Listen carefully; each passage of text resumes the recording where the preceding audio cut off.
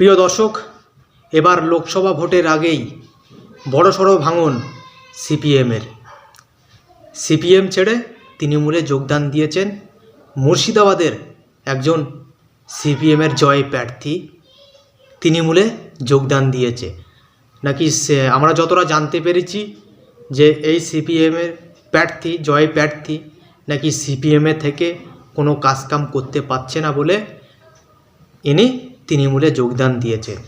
মুর্শিদাবাদ থেকে একজন সিপিএমের কর্মী আমাকে ফোন করেছিল, বলল দাদা এই বিষয়ে আপনি কিছু বলুন।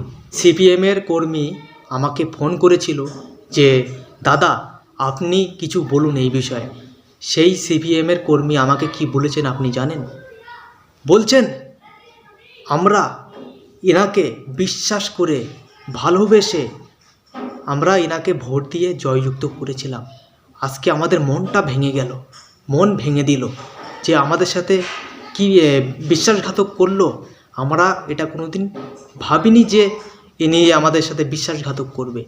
আজকে আমাদের মন ভেঙে চুরমার করে দিল।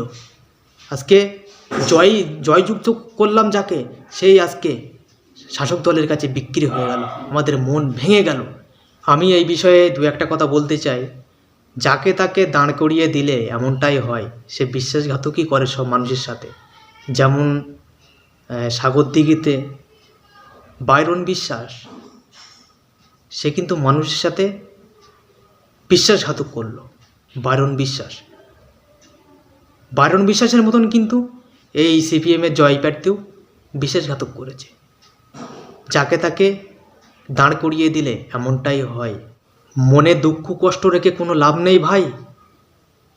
দুঃখ কষ্টটাকে মন থেকে উপড়ে ফেলে দিন। মজায় ওরা থাকবে। ওরা এখন শাসক দলের থেকে টাকা খেয়েছে, এখন মজায় থাকবে। তোমরা কিন্তু মজায় থাকতে পারবে না। যত টেনশন করবে, যত ভাববে, ততই কিন্তু মন খারাপ থাকবে। ওই কষ্টটাকে উপড়ে ফেলে দাও। দর্শক, এই বলে বক্তব্যটা এই জায়গায় শেষ করলাম। ভিডিওটি ভালো লাগলে অবশ্যই একটি লাইক দিয়ে ভিডিওটি বন্ধুর মাঝে শেয়ার করে দেবেন। আমাদের ইউটিউব চ্যানেলে নতুন এসে থাকলে অবশ্যই চ্যানেলটিকে সাবস্ক্রাইব করে পাশে থাকবেন।